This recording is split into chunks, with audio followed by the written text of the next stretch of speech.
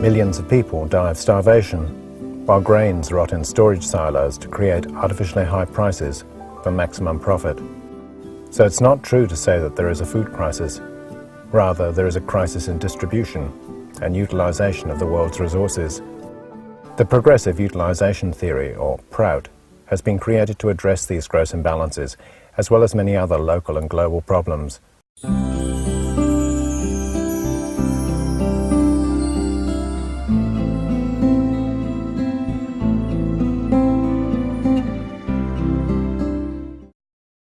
The great Indian mystic and philosopher P.R. Sarkar realized that spiritual teachings and social work were not enough to remove the root cause of much of today's suffering and injustice. He understood that much of this suffering was caused by a faulty socio-economic system.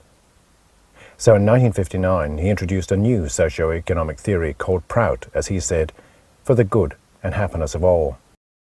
This all-inclusive social theory has a uniquely spiritual base, unlike past and present systems such as capitalism and communism, which are materially based and benefit only one section of society. PROUT is not just for the wealthy and privileged, or just for the workers. It's for everyone, including animals, plants, and the environment. Since the introduction of PROUT, it has received praise from many of today's progressive thinkers. This video will explain some of the key economic principles of PROUT. You'll learn why more and more progressive-minded thinkers around the world are studying PROUT for practical and compassionate solutions to present-day economic and social problems.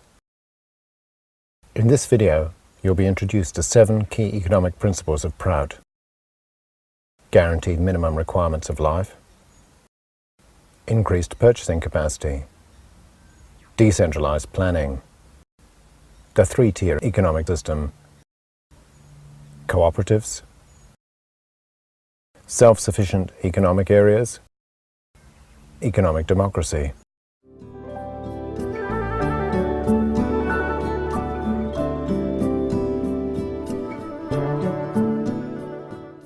PROUT's economic system guarantees the minimum requirements of life to everyone. In most situations, this includes food, clothing, accommodation, medical care, transport, and education. This guarantee can be achieved by ensuring full employment, so that everyone has at least a minimum purchasing capacity, as well as ensuring availability and appropriate pricing of basic necessities.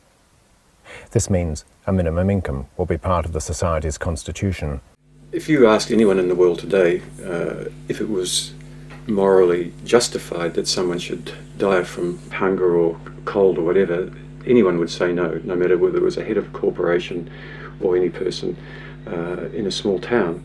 But the strange fact of the matter is that we actually live in a world where innumerable people are dying from hunger and from cold and from lack of the basic necessities of life. And capitalism simply has not been able ever to provide everybody with the basic essentials of life. And that system has to change. And one of the first explicit statements of PROUT is that PROUT will guarantee everyone the minimum essentials of life. Once the minimum requirements have been met, any surplus wealth will be distributed amongst those who have special needs or special talents. Those with special needs include disabled people and nursing mothers. Meritorious people with special skills or greater responsibility can receive bonuses and pay, or preferably will be offered items which enable them to deliver greater service back to the community. This will encourage personal achievements that also benefit society. For example, if the minimum necessity for transport is a car, some doctors who need to cover a lot of distance quickly may get a helicopter. And just as there is a minimum wage to ensure the minimum requirements can be earned, there must also be a maximum wage to ensure the meritorious are not overpaid. The amount of minimum necessities should always be increasing so that the general standard of the people continues to increase. But of course this will also depend from community to community. For example, in some countries now refrigerators are considered a necessity. But in other places a refrigerator is not a necessity and only special people who need it, hospitals or doctors, may have one. Similarly, in first world countries now, computers are becoming a necessity, whereas in other less developed places, computers are still considered a luxury or at least semi-essential.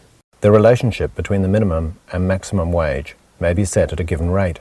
For example, if the minimum wage is $10 an hour, it may be appropriate to say that the maximum wage would not exceed $100 an hour, or 10 times that amount. This will help eliminate extremes in poverty and wealth. There are already examples of this tiered wage system in the world today. A firm policy, though, that the credit union abides by is that the difference in pay between the highest and lowest paid members will be no greater than 3 times. In summary, society's resources must first be directed towards ensuring that everyone gets the minimum necessities of life. The remaining wealth is then directed towards semi-essential goods, and then finally towards non-essential or luxury items. All this is the practical expression of one of PROUT's fundamental principles: there should be maximum utilization and rational distribution of society's resources.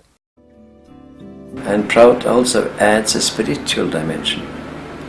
And the beauty of the spiritual dimension is that we are all in it. It's not a question of how much money you have. Something that PROUT does really well is harness the collective spirit of an area.